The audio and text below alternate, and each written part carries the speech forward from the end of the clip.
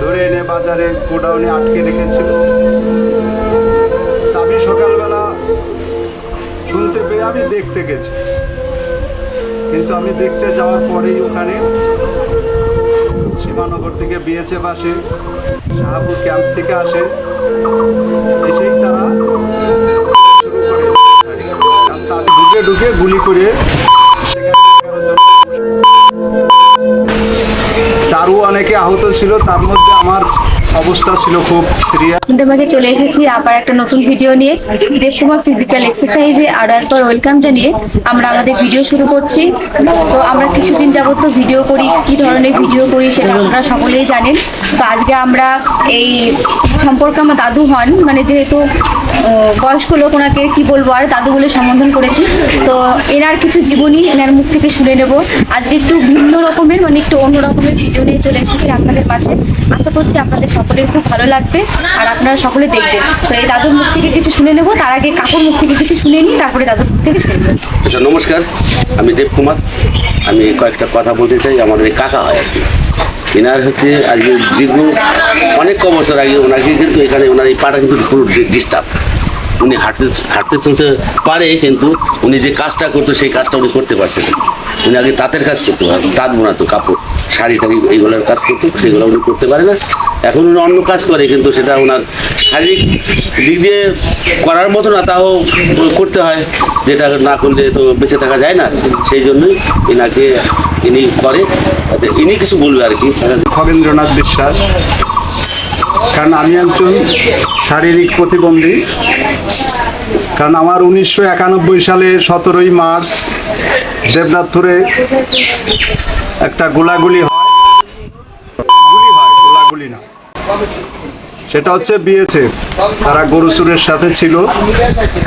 তারা রাত্রে ধরা পড়ে, তাদের ধরে এনে বাজারে গোডাউনে আটকে রেখেছিল।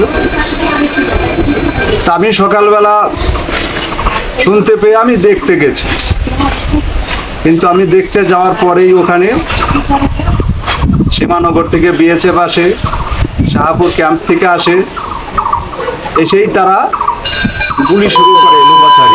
কারণ তাদের 4 জন বিএসএফ বাজারে গোডাউনে আটকে ছিল। তখন ওদের দরজা ভেঙে বের করে ওরা দোকানে ঢুকে ঢুকে গুলি করে সেখানে 11 তারও অনেকে আহত ছিল, তার মধ্যে আমার অবস্থা ছিল খুব সিরিয়াস।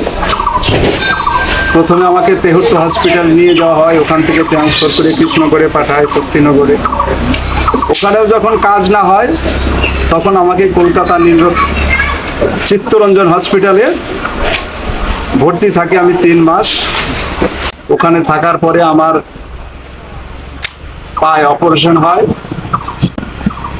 অপারেশনে আমার পায়ের ভিতরে প্লেট লাগানো ছিল।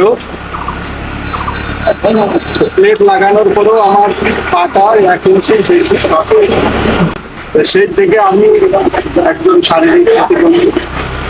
কারণ আমার জীবনযাত্রা খুবই নিম্নমানের হয়ে যায়, কারণ আমি আর সেই স্বাভাবিকভাবে কাজকর্ম করতে পারি না।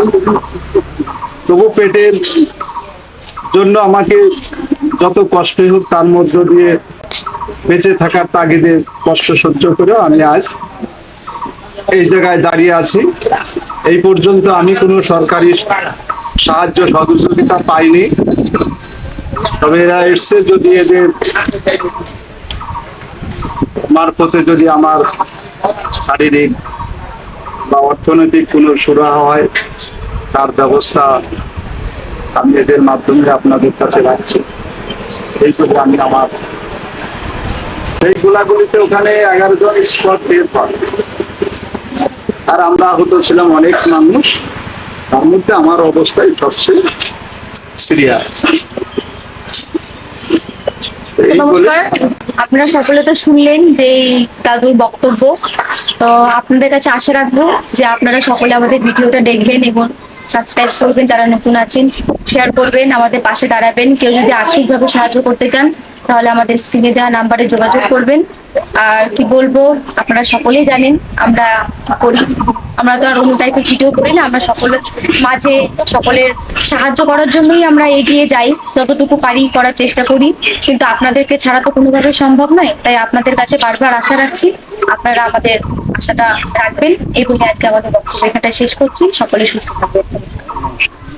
আমরা করবো জয়, আমরা করবো জয়।